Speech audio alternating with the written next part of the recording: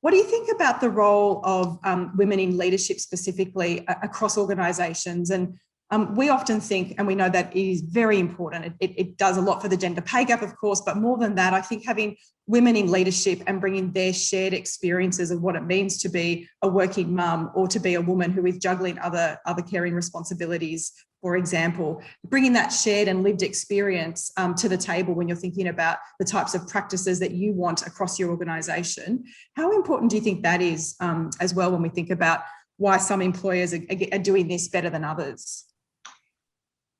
I think that's a tricky issue. I think absolutely it's true, and this is proven that that if you have women in positions of leadership, and that is structural, like it's not the odd woman here or there, but that you just have a more equal leadership structure in terms of the participation of women and men, then you're more likely to see decisions and approaches to the culture of the organisation and to how they approach issues like, parental leave, caring responsibilities, etc., are a lot better.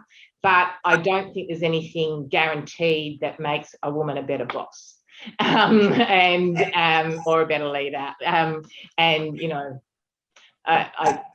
we can all think of the Maggie Thatcher examples of the world. So I think it is really important, and we should make sure that we address it and deal with it structurally within workplaces and our unions. But I think it has to go beyond.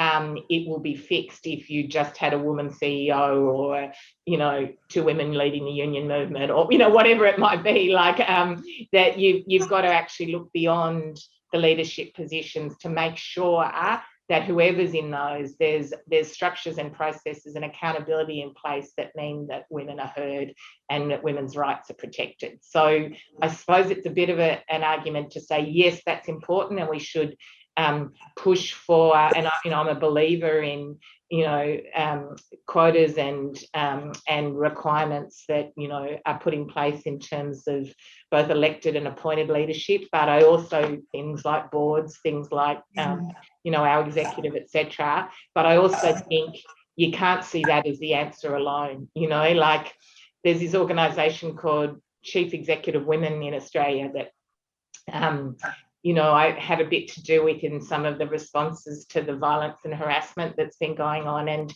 there's some good women in that organisation, but that a lot of them are really of that view, this notion that if you just get, a woman at the top, it's going to fix everything. And we know that's not true.